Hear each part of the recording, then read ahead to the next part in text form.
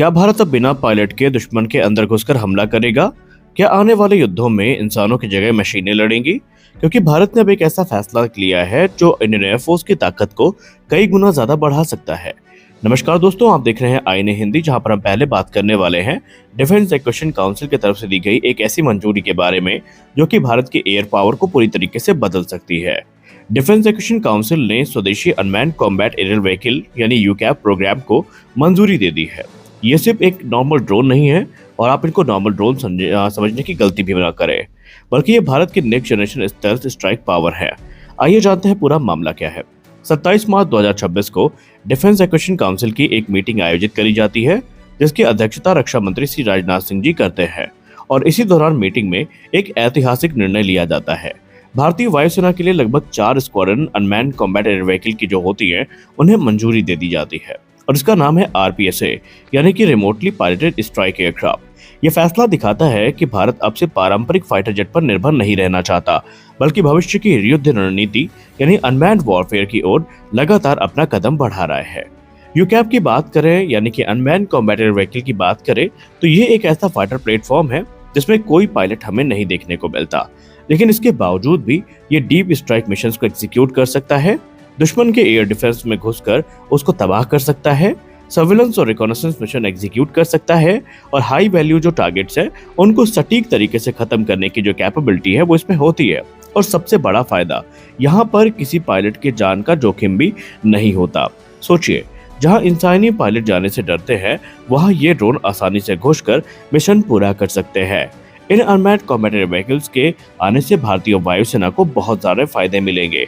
और अगर हम कुछ फायदों की बात करें, तो पहला तो ये है कि हमें स्टेल्थ कैपेबिलिटी मिलेगी। आमतौर पर B-2 बॉम्बर को लेकर हम मानते हैं कि वो बहुत स्टेल्थी है और उसमें हमें फ्लाइंग विंग डिजाइन देखने को मिलती है, तो सेम डिजाइन आपको घातक में देखने को मिलेगी। और इस पर मैं उसको इंटरनेट मीडिया पर जो मिनी B-2 है उसकी संज्ञा से भी नवाजा गया है। इसके अलावा हमें प्रिसीजन स्ट्राइक कैपेबिलिटी मिलेगी, यानी हम सटीक तरीके से टारगेट को हिट कर पाएंगे। हाई सर्वाइबिलिटी रेट मिलेंगे, यानी कि अब क्योंकि ये स्टेल्दी है, एनिमी के रेडार्स में जल्दी पकड़ में आ नहीं सकता, एडवांस टेक्नोलॉजी से इक्विप है, तो बैटल सर्वाइबिलिटी भी इसकी काफी ज्यादा अच्छी होगी। और इसकी सहायता से हमें कंटिन्यूअस सर्विलेंस करने की कैपेबिलिटी भी मिलेगी। अब इंडियन एयरफोर्स दुश्मन के घर में घुसकर गहराई तक जाकर पहला हमला भी कर सकती है, और उनके जो सीक्रेट लोकेशन है उनकी जानकारी भी इकट्ठा कर सकती है। अब आता है सबसे एडवांस और सबसे खतरनाक कॉन्सेप्ट, वो है MUMT यानी मैन्ड अनमैन्ड टीमिंग कॉन्सेप्ट। अब इसमें होता क्या है, इसमें फाइटर जेट जैसे कि एग्जांपल के तौर पर राफेल हो गया, सुखोई 30 MKI हो गया, या लाइट कॉम्बैट एयरक्राफ्ट तेजस हो गया, ये बेसिकली एक मदरशिप की भूमिका निभाएंगे। और जो अनमैन्ड कॉम्बैट एयर व्हीकल है, फॉर एग्जांपल घातक हो गया, ये मिलकर काम करेंगे मैन फाइटर्स के साथ। फाइटर पायलट पीछे से इनको कंट्रोल करेगा और अनमैन्ड कॉम्बैट एयर व्हीकल आगे जाकर अटैक करेंगे। इसका मतलब ये है कि हाई रिस्क मिशन अब ड्रोन से पूरा होगा, पायलट सुरक्षित रहेगा, और मिशन की जो सफलता है उसकी संभावना बढ़ जाएगी। और ये वही सिस्टम है जो भविष्य में युद्ध को पूरी तरीके से बदल देगा। आज दुनिया भर में अनमैन्ड कॉम्बैट एयर व्हीकल का जो प्रयोग है वो तेजी से बढ़ रहा है, फिर चाहे वो अमेरिका हो, चाहे चाइना हो, या फिर रशिया हो, सब अपने अपने स्टेल्थ ड्रोन पर काम कर रहे हैं। और अब भारत भी इस रेस में पूरी ताकत से उतर चुका है, और ये दिखाता है कि भारत अब टेक्नोलॉजी ड्रिवन वॉरफेयर की ओर लगातार बढ़ रहा है। और सबसे खास बात तो ये है कि ये अनमैन्ड कॉम्बैट एयर व्हीकल पूरी तरीके से स्वदेशी होंगे। इसका मतलब ये है कि विदेशी निर्भरता कम होगी, भारत की डिफेंस इंडस्ट्री मजबूत होगी, नई टेक्नोलॉजी का विकास होगा, और ये कदम आत्मनिर्भर भारत की ओर हमें तेजी से अग्रसर करेगा।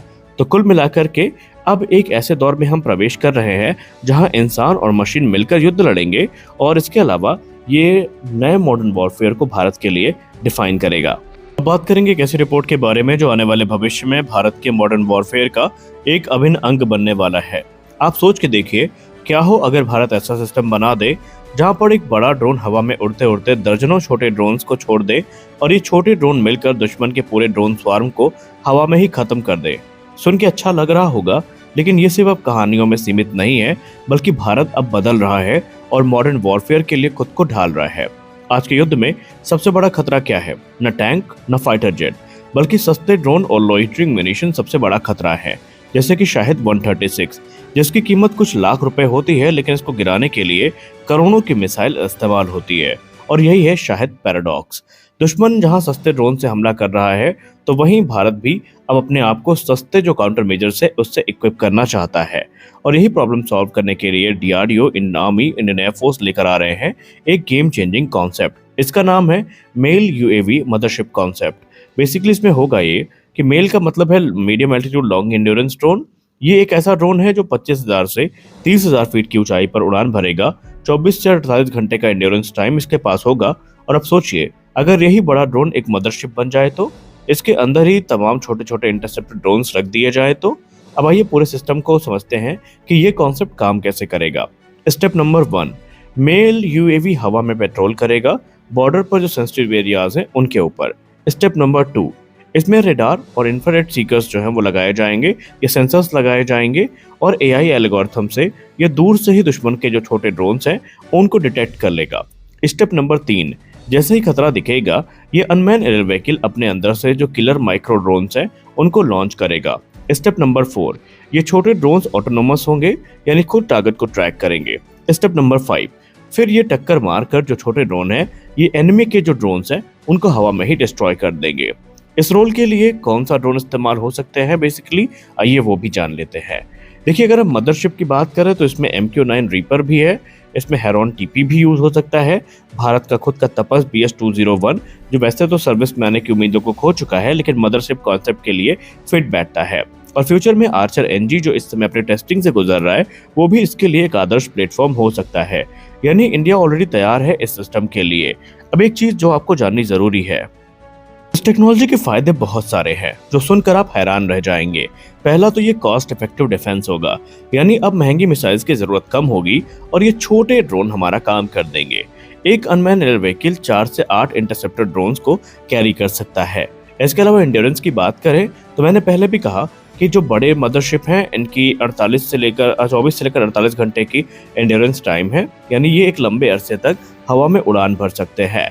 अर्ली डिटेक्शन इनसे पॉसिबल हो सकता है। ऊंचाई से जो लो फ्लाइंग ड्रोन्स हैं वो जल्दी दिख जाते हैं। इसके अलावा जो हमें वाइड एरिया प्रोटेक्शन है वो देखने को मिलेगा कि पूरे बॉर्डर या सिटी को हम शील्ड कर सकते हैं इनकी सहायता से। अब यहाँ पर प्रॉब्लम एक ये है कि छोटे ड्रोन को डिटेक्ट करना बहुत मुश्किल होता है क्योंकि ये छोटे होते हैं, रेडार पर कम दिखते हैं और कभी कभी बर्ड्स जैसे लगते हैं। तो इसका समाधान हो सकता है AI पावर्ड सेंसर फ्यूजन, यानी कि रेडार, इंफ्रारेड और विजुअल ट्रैकिंग। इससे हमें एक्यूरेट डिटेक्शन देखने को मिल सकता है।